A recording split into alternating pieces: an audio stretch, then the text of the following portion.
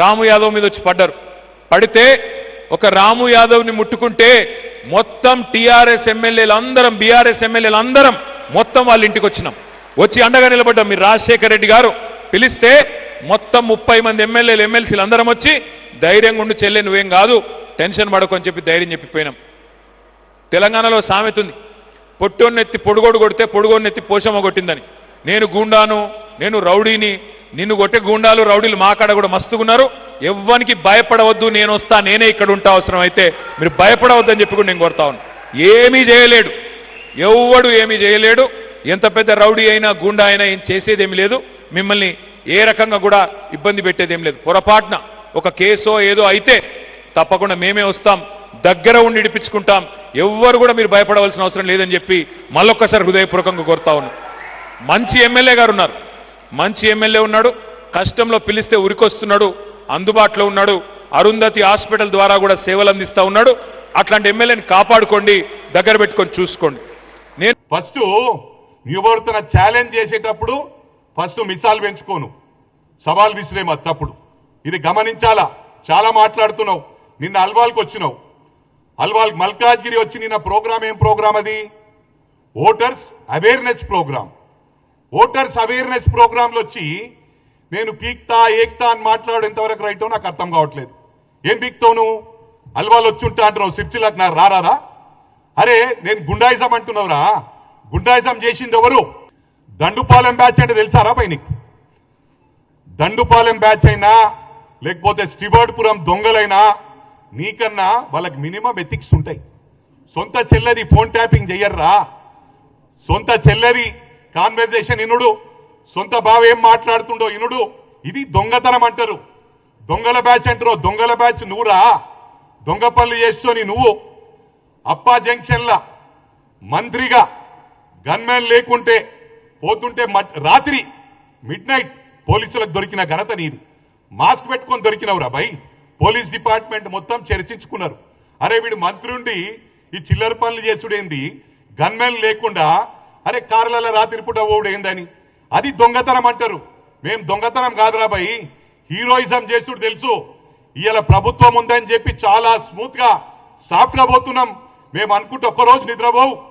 నీ అంతా పేడ్ బ్యాచ్ పెట్టుకొని సోషల్ మీడియాను 500 మందికి మొత్తం శాలరీస్ ఇచ్చుకుంటా నడిపిస్తున్న ఘనత నీదిరా భయ్. ఇవాళ 200 యూనిట్ల కరెంటు ప్రతి గ్రామంలో ఇస్తున్నాం.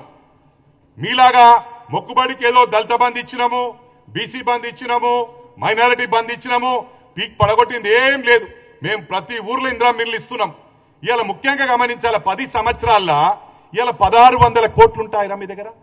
1000 కోట్లు, లక్షల కోట్లు మీ దగ్గర ఉన్నాయి. 1600 కోట్లు మీ పార్టీ ఫండ్.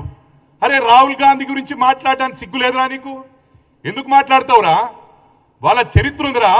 ఇండిపెండెన్స్ రానప్పుడు వాళ్ళు ఉద్యమానికి, ఆయన మన స్వాతంత్రం రావడానికి ఫండింగ్ చేసింది వాళ్ళ ముత్తాత జవహర్లాల్ నెహ్రూ గారు. వారికి ఒక ఘనత ఉంది.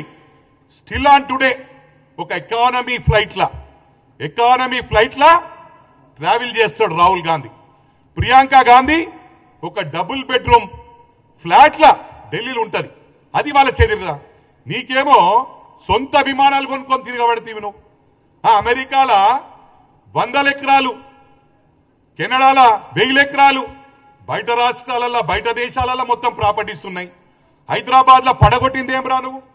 హైదరాబాద్ ఏమంటావు? హైదరాబాద్ ఓటర్స్ మాకేసిరని. హైదరాబాద్ ఓటర్స్ అందుకే వేయలేరు రా భయ్. కేటీఆర్ గుర్తు చేసుకో. వీడు పెద్ద సైకోగాడు. వీడు రేపు మళ్ళా నాశనం పట్టిస్తాడు.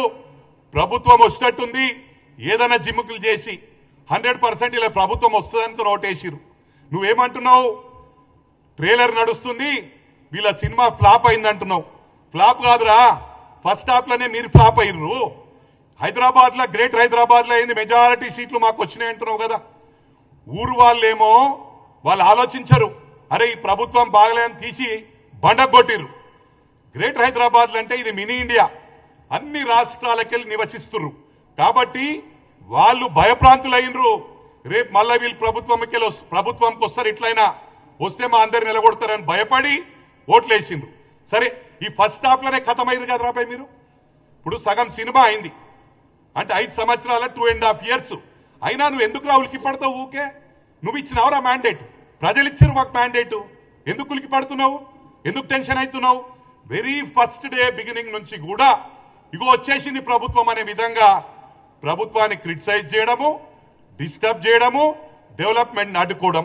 మొన్న కూడా వందల మంది రైతులు లారీ అసోసియేషన్ వాళ్ళు నాకు ఫోన్ చేసి చెప్పిర్రు, అరే హరీష్ రావు ధమ్కిస్తుండు, కేటీఆర్ ధమ్కిస్తుండు, మాకు లారీలు స్లో చేయండి, పోకుండ్రి, మీరు ఇచ్చేయకుండ్రి, ఇబ్బంది పెట్టుండ్రి అని చెప్పి రైస్ మిల్లర్స్ బ్లాక్మెయిల్ చేసిండ్రు. రేపు మా ప్రభుత్వం వస్తుంది, మిమ్మల్ని గంగలు కలిపేస్తాము, భయప్రాంతులు చేసిరు. అయినా కూడా ఇవాళ దాదాపు మా మెదక్నే 4 లక్షల మెట్రిక్ టన్ల వ్యాసంగి పంటను, వడ్లను కొనుగోలు చేసిన ఘనత అంటే ఇట్స్ రికార్డ్. గతంలో ఎప్పుడు చేయలే, అన్ని ఓట్లు కొనుగోలు చేసిండ్రు. విదిన్ 24 అవర్స్ లో 90% of the payment has been done. రైతులకు డబ్బులు కట్టిండ్రు. ఇది చరిత్ర. అంటే ఇలా అన్ని సిస్టమేటిక్ వేలే చేసుకుంటూ పోతున్నాం రా. ఇలా మహిళలకు ఇస్తున్నాం, మహిళలకు ఒక ఊర్లు ఇచ్చి ఒక ఊర్లు ఇస్తలేమా?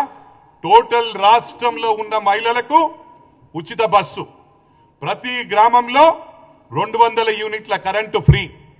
మరి అదే విధంగా సన్నబియ్యం, గతంలో సన్నబియ్యం ఇచ్చినారా?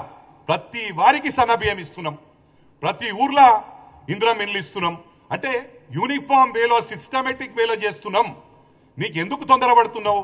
మీకు ఇంకా ముసళ్ళ పండుగ ఉంది ముంగట. తప్పకుండా వచ్చేది రాహుల్ గాంధీ ప్రైమ్ మినిస్టర్ అవుతాడు, మళ్ళీ మా ప్రభుత్వమే వస్తుంది. ఇక్కడ 2 తెలంగాణలో, అటు సెంట్రల్లో కూడా కాంగ్రెస్ రానున్నది.